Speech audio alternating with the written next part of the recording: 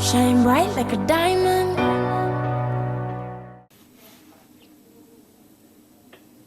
Oh, hey, didn't even see you there. My name is Justin Richards, secondary English teacher. And I wanted to talk to you today a little bit about the increase of using informational and nonfiction text in the English language arts classroom. The new Common Core standards state that throughout the school day, students should be receiving 70% of informational / nonfiction text to fiction text. And what I did is I went out and I asked a few of my fellow teachers. Some of them have been Teacher of the Year. Some of them have actually written some curriculum for the actual county to give them their input and their insight about how they feel about the increase of this informational / or let's say nonfiction type text in the classroom, and see what their opinions were on it.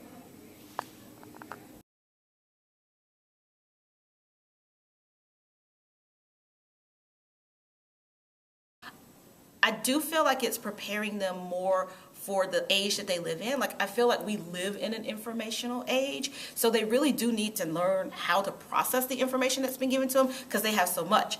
However, I don't think it's preparing them for college because now that we are hitting them with short text, they don't know how to read and process longer text. So even if it's just for the discipline of, I have to read 30 pages tonight, we're not doing that anymore.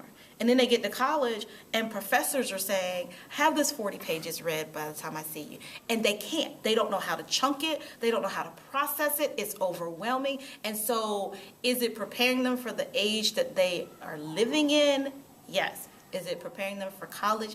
Not necessarily. Somebody's going to have to change and flex. And I don't see colleges making that change. They're very content doing what they've been doing for years. I do think it prepares the students for college and career readiness in terms of being more culturally aware of the world around them. I became a teacher mainly because of fiction and poetry and losing myself when reading a great novel. And I still get to teach that as an English teacher, but now I just find ways to incorporate the informational pieces so that the students are also getting that balance. I do feel that the increase in informational text is making our students more college and career ready because the type of text that they encounter in college and the type of text that they encounter in the workplace are really dissimilar to a lot of the literary texts that we were giving them and a lot of the poetry that we were giving them. And what was happening prior to Common Core was that while we were having students read literary texts, we were having them do a lot of that reading outside, and we were having them read for basically the nature of what was going on in the text. And we weren't having students dissect text. We weren't having them dissect text for tone. We weren't having them dissect text for how writers were using devices to convey their attitude and that sort of thing. We were doing that some with poetry, and we were doing it on the advanced placement level, but we weren't doing it with our honor students, and we weren't doing it with academic students.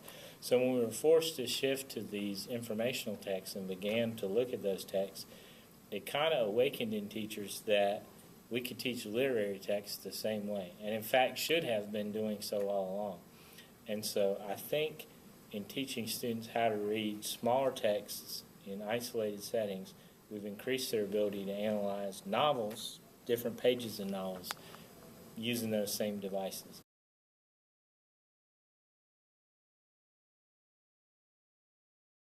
First of all, how has it changed the way how I teach? It has.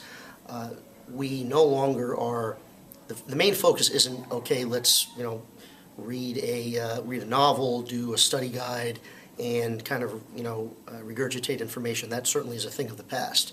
Now what we're doing is, when we are reading a novel, as far as changing the way that we teach, when we do hit the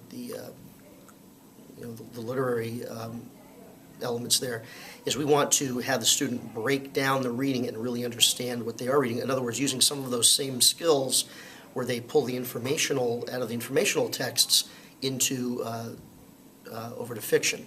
As far as the material, though, certainly that is changing as well.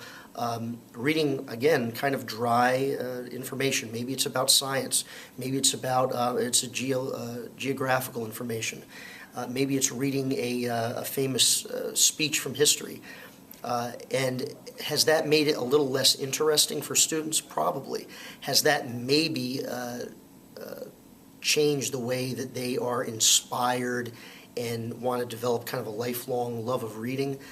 It probably has. Will it help them in the future with their careers? Absolutely. However, I know for me, personally, to share a quick anecdote, I enjoyed reading in school. I liked the plays, I liked the poetry, and I liked the short stories and things that we read. So the idea is that made me want to read more. And reading more to this day makes me want to read novels, it makes me want to read informational texts, newspapers, blogs, etc. So it's made me a more well-rounded, information-seeking person. So I think there is an unfortunate decline maybe in that love of reading today, and part of it may be because we have had to change things so much. You definitely have to figure out a good balance with it, because sometimes it's hard to incorporate nonfiction texts with fictional material. So what I do is, with our fiction stuff, I always try to find historical nonfiction pieces that go along with it to supplement it. And then those are always short-based pieces, which is kind of nice. So we can do larger pieces with fictional stuff, but always incorporate small nonfiction stuff to supplement it. How has it changed the way I teach? Tremendously. I was just talking to my students about this today. I have cut 3 to 4 units out of my curriculum because I no longer have the time to teach it, because there's no time for the longer text, because I've got to not bombard, but I've got to hit them with all these short, cold readings to prepare them for the EOC. So EOC prep, which is these short, cold readings, is eating all of my time. I think all teachers have cut back on the number of literary texts that they're doing, but I think that's because they're focusing more on in-class readings, which is a good thing. So if you're doing one less novel or you're doing one less play, I don't feel like the students are missing out on anything because you're just doing one less literary work. I think, in fact, their ability to read and analyze has been enriched by doing more text in class. Has that been hard for teachers? Yes, it's been hard to let go of some of the favorite titles that you've been teaching for years and that you've grown comfortable with. But our mission has changed, and we're not literature teachers. We're not teachers who just get up here and teach, large thematic strands. We don't teach a survey course in college.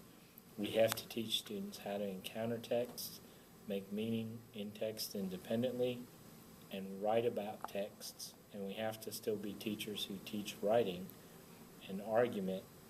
And the best way to teach argument, I think, is to also teach students to become good readers and to look for proof in reading. So I think therein lies the advantages. I believe one advantage to teaching more informational text would be that it still helps increase comprehension skills, but I will say a disadvantage, sometimes it seems as though just the English department gets stuck with this task, and it should be more cross-curricular and expected from all departments. I don't believe there are disadvantages to teaching more informational texts if teachers still use the additional time to teach narrative writing like we're supposed to be and some of the creative short stories. You can't let those go. Just devote 30 minutes of class to something literary, 30 minutes of class to something informational, and 30 minutes of class to grammar and vocabulary. I think you'll be in good shape. The disadvantage is our creative thinkers are suffering. Like, there's no creative text. There's no, and it's not necessarily teaching them how to think per se. They are just observing other people's information. And so I think they're kind of losing that independent thought process. So. Shine bright like a diamond. Shine bright like a diamond. Fine light in the beautiful city.